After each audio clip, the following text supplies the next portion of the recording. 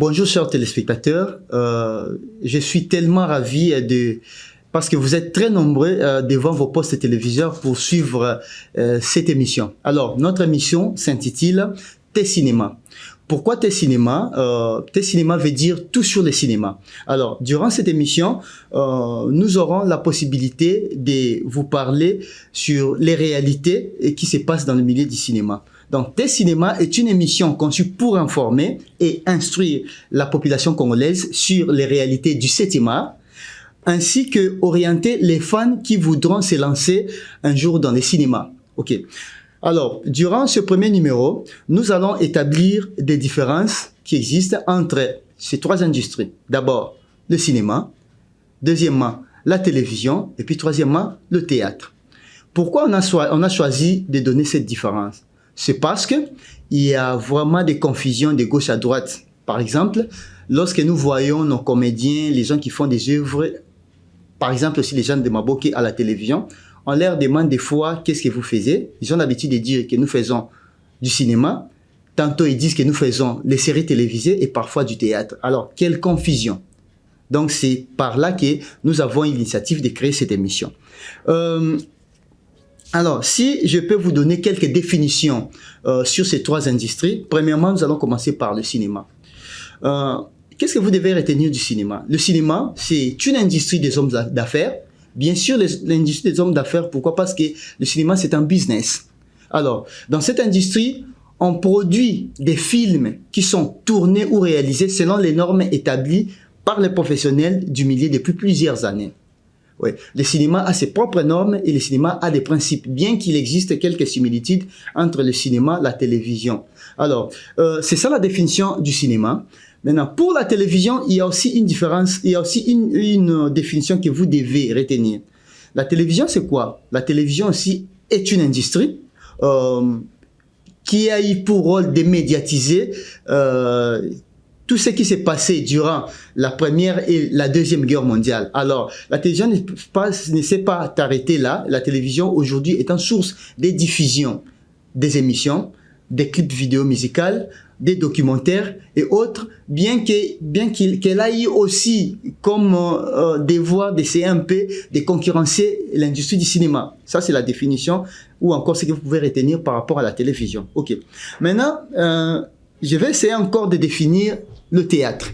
Alors, c'est quoi le théâtre? Le théâtre, c'est en fait une démonstration du spectacle dans une salle dans le but de faire rire le spectateur. C'est ça la définition. Pour faire comprendre encore mieux, dans le théâtre, il y a des comédiens qui se placent devant la foule et ils improvisent des choses qui font rire les téléspectateurs. Donc, c'est ça la définition du théâtre. Ok. Maintenant, après avoir défini ces trois industries, on va essayer un peu d'établir certaines différences entre les trois industries. Ok. Il y a beaucoup de gens qui confondent les films du cinéma et les productions télé. Je vous dis que ces industries sont deux industries différentes. C'est pas la même chose. D'abord, le cinéma est venu avant. C'est pour cela on qualifie du cinéma du grand frère, dans le grand frère de la télévision. C'est pourquoi on l'appelle le grand écran. Le cinéma date de plusieurs années parce que les expériences datent de longtemps, les expériences du cinéma. Il y a eu plusieurs techniciens, plusieurs ingénieurs qui avaient le souci de reproduire l'image. Il y a des artistes qui avaient le souci de reproduire l'image. Ils avaient l'habitude de reproduire l'image à travers la peinture. Après la peinture, il y a eu invention des appareils photo qui ont donné la possibilité d'enregistrer les images.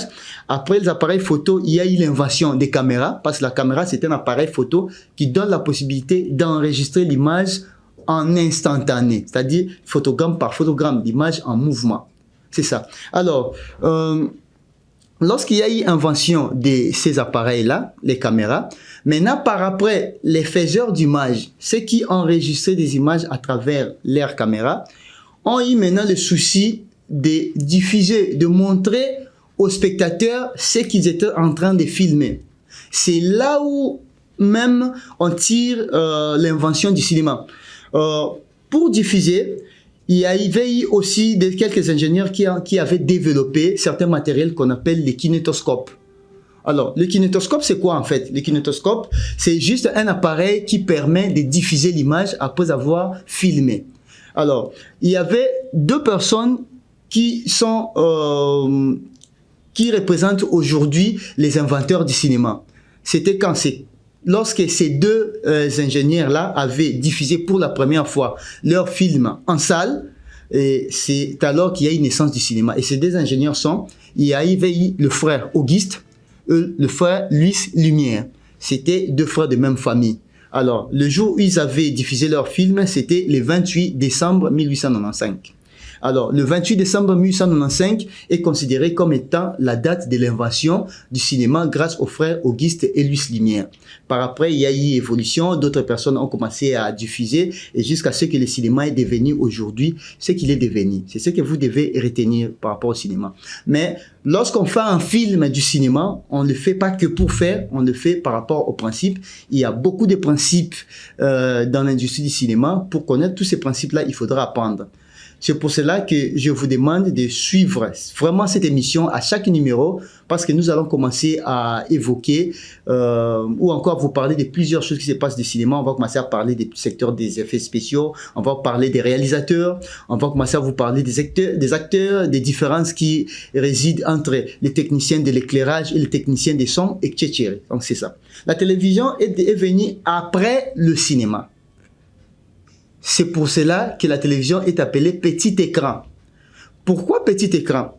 Parce que lorsqu'il y a eu Première Guerre mondiale et Deuxième Guerre mondiale, l'industrie du média avait aussi ces soucis-là de médiatiser, c'est-à-dire d'informer au monde entier ce qui se passe, ce qui s'est passé durant ces guerres mondiales. Alors, il y avait, pour informer, les ingénieurs se sont décidés d'inventer des satellites. Pourquoi les satellites? Les satellites, c'était juste des appareils qui donnaient la possibilité, à partir de loin, de capter les images de ce qui s'est passé durant la guerre. Ok. Après l'invention des satellites, ça ne s'était pas limité là-bas. Après l'invention des satellites, il fallait maintenant montrer aux gens, la satellite peut capter l'image. Maintenant, comment diffuser l'image? Alors, pour diffuser l'image, les ingénieurs dans l'industrie de la télévision ou aussi de la technique se sont décidés d'inventer ce qu'on appelle des émetteurs. Le rôle des émetteurs, c'était quoi? Le rôle des émetteurs, c'était juste de recevoir les images captées par les satellites. Alors, après avoir capté ces images-là, les émetteurs avaient maintenant la possibilité de diffuser ce qu'on appelle par le signal.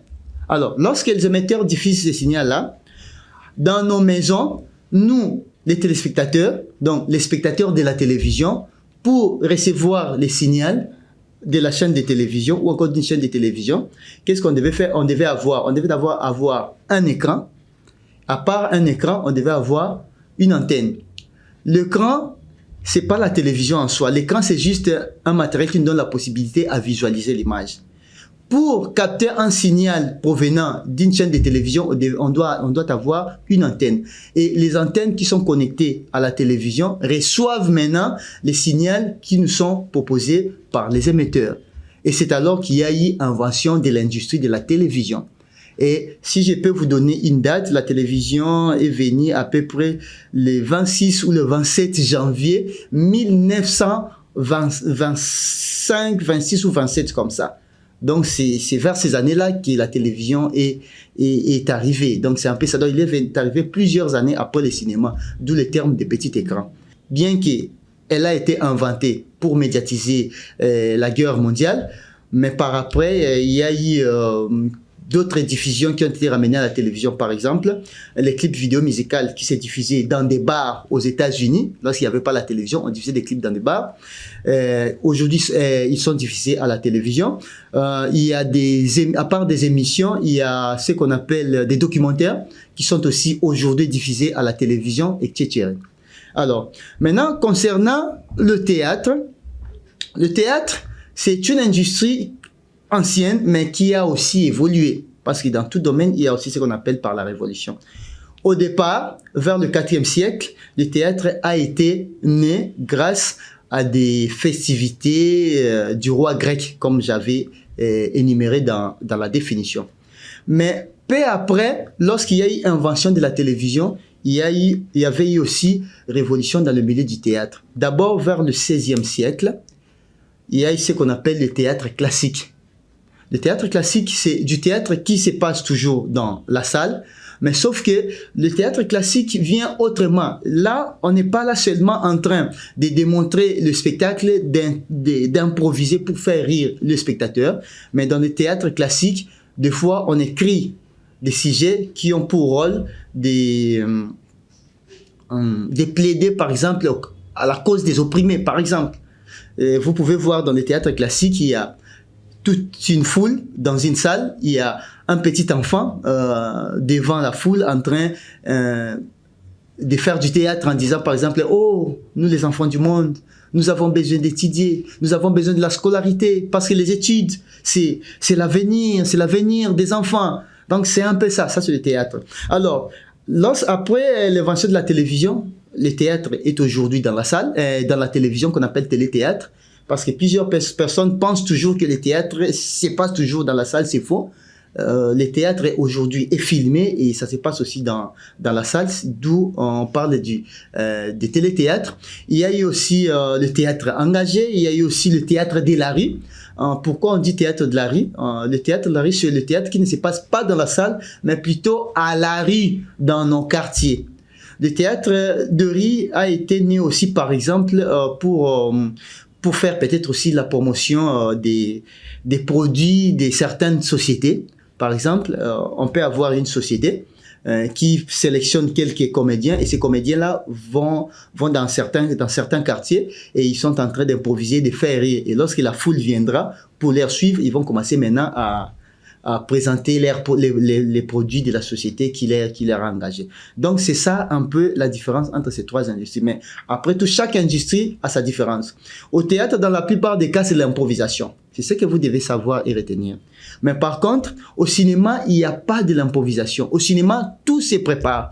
Tout ce que vous voyez dans des films, tout ce que les acteurs font, tout cela a été déjà écrit et préparé. Mais il existe seulement une petite exception dont le réalisateur peut improviser s'il y a besoin dans le plateau de tournage. Mais en vrai dire, au cinéma, il n'y a pas de l'improvisation. Alors, ne confondez pas aussi les films télé et les films cinématographiques. Pourquoi à la télévision, il y a aussi des films? Ce sont ces films-là que vous appelez communément séries télévisées, feuilletons ou téléromans, sitcom ou situation comique. Alors, ces films-là, la télévision, lorsqu'elle est arrivée, la télévision s'était dit, bon, on ne peut pas se limiter aux émissions, on ne peut pas se limiter à médiatiser la guerre mondiale, la guerre est passée, tout ce qui est tiré, mais on doit aussi rivaliser à la télévision. Alors, pour rivaliser à la télévision, au cinéma plutôt, la télévision s'était décidée de commencer à produire aussi des films. Maintenant, parce qu'il y avait déjà une industrie qui est le cinéma qui produisait des films, alors la télévision devait faire autrement. Elle a ramené des histoires longues dans laquelle on tourne en épisodes consécutifs dont on peut diffuser en quotidien, chaque jour ou en hebdomadaire par semaine. Donc, vous pouvez voir des téléfilms qu'on appelle séries qui peuvent durer 18 épisodes, 20 épisodes. Vous pouvez avoir des feuilletons qui peuvent avoir 100 épisodes, 80 épisodes, etc. Par contre, au cinéma, on ne tourne pas en épisode comme ça. Au cinéma, on tourne en film, c'est tout. Le film peut être un long métrage, un court métrage ou encore un moyen métrage. Si vous voyez des épisodes comme 80 épisodes, 30 épisodes, sachez que nous ne sommes pas au cinéma, on est à la télévision. Alors, pour établir d'autres différences, on dira peut-être à partir de l'écriture ou encore du scénario. Les scénarios du film s'écrivent par rapport à un film. Donc, on écrit un film tout court. Mais pour une série télévisée, on écrit toute une série, donc épisode par épisode. Ça établit déjà une différence. Au cinéma, on ne peut jamais tourner un film à 100, 200 épisodes. Ça se fait jamais. C'est déjà une différence entre le cinéma et la télévision. Il y a aussi l'industrie du théâtre. Alors, vous devez savoir que dans les théâtres, c'est de l'improvisation. Le théâtre, proprement dit, c'est de l'improvisation. Les comédiens sont là en train d'improviser dans le but de faire rire les spectateurs. Donc, c'est ça la différence. Au cinéma, on n'improvise pas, mais par contre, au théâtre, on improvise. Alors, on continue à évoluer. Je vais encore évoquer un sujet qui crée quelques confusions. Nous avons suivi depuis plusieurs années certains comédiens ou encore créateurs des œuvres que nous voyons à la télévision congolaise appelées Maboké. Certains d'entre eux passaient à la télévision pour dire qu'ils font du cinéma, d'autres disent qu'ils font des séries télévisées et d'autres disent encore du théâtre. Bon, moi, personnellement, je trouve ça un peu de la confusion. Comment une industrie de Maboké peuvent dire à tout moment, peuvent dire plutôt que nous faisons du cinéma, nous faisons des séries télévisées ou encore nous faisons du théâtre. Vous associez ces trois industries en une seule chose. Or, ça se fait jamais. Si vous allez voir les gens, les professionnels du théâtre, si par exemple ici les gens qui ont fait l'INA, si vous leur posez des questions, est-ce que les gens de Maboké font du théâtre, ils vous diront qu'ils ne font pas du théâtre. Parce que les théâtres ne se font pas comme ça, ne se fait pas comme ça plutôt. Alors, si vous trouvez aussi des cinéastes spécialisés, vous leur demandez si les gens de Maboké font du cinéma, les professionnels de ces milieux-là vous diront qu'ils ne font pas du cinéma. Pourquoi? Parce que l'industrie de Maboké, leur manière de travailler techniquement et par rapport aux principes ne respecte pas vraiment les normes ou les principes établis dans le milieu du cinéma. Une manière de faire abusivement le cinéma ne veut pas forcément dire que vous êtes en train de faire le cinéma. Pour faire du cinéma, il faut l'apprendre, il faut appliquer ces normes et les principes. Lorsque vous respectez les normes et les principes du cinéma, c'est alors que vous allez dire que vous êtes en train de faire le cinéma. Et pour les connaître, il faudra l'apprendre. Ça va. Alors, je profite directement pour vous parler de notre rubrique nouveauté. Et c'est quoi la rubrique nouveauté? La rubrique nouveauté, c'est une rubrique qui vous donne la possibilité de découvrir les films ou encore les nouveaux films qui vont sortir cette année ou qui sortira plutôt l'année prochaine. Alors, suivez la rubrique nouveauté. Bruce, I could fix things. You could also destroy everything. This can't be happening. I completely broke the universe. Zod, we've been waiting for you. I created a world with no metahumans. And now there's no one to defend us. Want some help?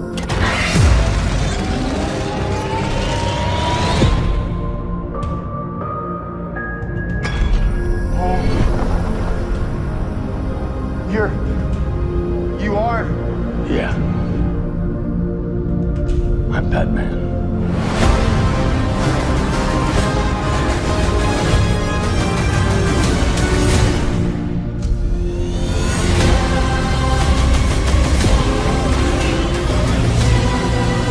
If I can't undo what I did,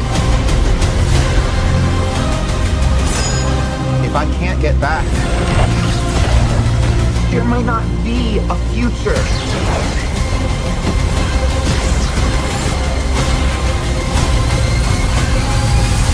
Family. What's the play? Batman, what do we do? We try not to die.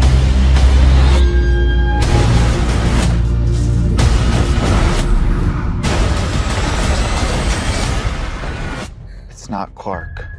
My name is Kara. I'm Barry. We're Barry.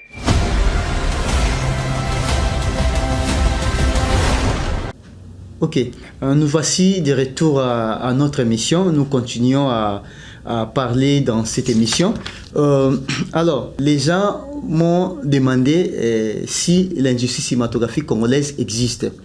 Ok, c'est une question un peu compliquée. Moi, je dirais que le cinéma congolais existe, mais bon, je dirais d'une manière informelle, pas en termes d'industrie. Parce que pour avoir une industrie, ça demande beaucoup de choses, ça demande beaucoup d'investissement. Alors, en termes d'industrie, on n'a pas cette industrie-là, mais plutôt le cinéma congolais existe dans le sens qu'il y a des individus qui ont appris, d'autres sont sortis du pays, d'autres ont appris d'eux-mêmes, et aujourd'hui ils sont en train de travailler, ils sont en train de faire la fierté du cinéma à travers le monde. Il y a beaucoup de réalisateurs, il y a des techniciens etc., qui sont en train de travailler ou encore d'évoluer dans ces secteurs du cinéma. Alors, directement, on va profiter encore pour passer à notre rubrique invité. Alors, la rubrique invité, c'est une rubrique qui nous permet de vous faire découvrir des personnalités qui évoluent dans le secteur de l'art, et suivez. Nous recevrons pour vous un artiste différent un artiste technicien, un cinéaste. C'est lui qui a su convaincre la population congolaise. C'est lui qui ne cesse de monter level après level. Bienvenue, Kensiona. Merci beaucoup. S'il faut te présenter Kensiona, s'il faut te mettre solo et Kensiona, comment on va le faire, Toroloba? Qui est Kensiona? Kensiona, oui, c'est vrai. Eza mutu oyo amonaka ou encore amona makambo différemment na cinéma par rapport à ce qui s'est dit et ce qui s'est fait au cinéma congolais. Premièrement, Naza un vrai passionné à cinéma, un vrai passionné. Naza un vrai fan et puis Naza aussi un vrai cinéphile, c'est-à-dire Nalandelaka évolution à cinéma depuis Kala. Alors, dans le milieu à cinéma, d'abord, premièrement, parce qu'il m'a été recommandé par les professionnels du milieu qui m'ont formé de me présenter comme étant un réalisateur de cinéma et de télévision. À part ça, tellement que Nazala très passionné na cinéma et à Libanda, bon, on a un cinéma très évolué hollywoodien. Alors, na se donnant aussi dans un domaine purement technique, donc Kensiona il a mis son nez aussi dans le secteur des effets spéciaux numériques, que j'aime beaucoup, que j'adore beaucoup. Et Kensiona, c'est aussi un artiste 3D. À part ça, depuis plusieurs années aussi, Kensiona a mis son nez dans le secteur de post-production. Kensiona est monteur depuis plusieurs années, puis formateur dans le domaine depuis plus de 12 ans, 15 ans. Kensiona a essayé aussi de toucher au domaine il y a traitement et son. Kensiona, c'est un opérateur de prise de vie, d'une bonne expérience aussi. Kensiona est à l'honneur. Donc c'est un peu ça, infographiste 2-2, parce que dans le secteur du cinéma, il faut savoir aussi fabriquer l'image. Alors Kensiona aussi, graphiste ou infographiste 2D et autres. C'est ça. Voilà, chers téléspectateurs, vous l'avez bien compris. Là, nous parlons du cinéma. Nous ne parlons pas d'autre chose. Alors, nous avons affaire à un technicien, à un spécialiste. C'est lui qui a les mots, mais qui ne parle pas avec sa bouche, mais qui parle avec les images. C'est lui qui sait fabriquer des émotions. C'est lui qui sait transmettre ce qu'il a dans sa tête. Voilà, Kensiona étant professeur. Kensiona étant technicien, Kensiona étant tout ce qu'on peut dire de toi, parce que je pense que vous, chers téléspectateurs qui me suivez en ce net moment, vous m'avez posé tellement de questions, aujourd'hui il est là. L'homme le plus recherché est là, et voilà. La passion du cinéma, puisque Oza n'a pas casquette ébélée. La passion du cinéma. Et Botamindengeni, la passion du cinéma. Ok. Passion à cinéma, oui, comme beaucoup de gens aussi. Et Botami de l'enfance. De l'enfance. Alors, on a un peu expliqué cursus, il y a passion à au départ, passion à Botami na kotala beaucoup plus de films lorsque nous avons un mouké. Alors, kala ba film oye bandaki ko passionné nga mingi ezalaki ba film ya industrie asiatique, beaucoup plus ba film ya ba chinois. Nazalaki tellement fan ya acteur neti Bruce Lee, nazalaki tellement fan ya acteur neti Jackie Chan, ce qui faisait que naloba ngana rozala toujours cinéaste, c'est-à-dire faut na sala ka neti Bruce Lee neti Jackie Chan ba mona ranga na TV. C'était ça. Après plusieurs années, lorsque Nazokola, Naeko s'est lancé aussi dans le domaine il y a dessin. Alors, Nabandara ko dessiné déjà les Nazamona Mukebo, Kalato Bandara dessiné na mabele. Bate belé au bazar na ba génération so ba ebi oza na nzete combo, ozo dessiné na mabele, na ba personnage on a dessiné mingi kalezaka dokis. Et puis après, lorsque tu as eu la chance, moi, je suis allé par rapport à ce que je suis dessiner un programme de cinéma.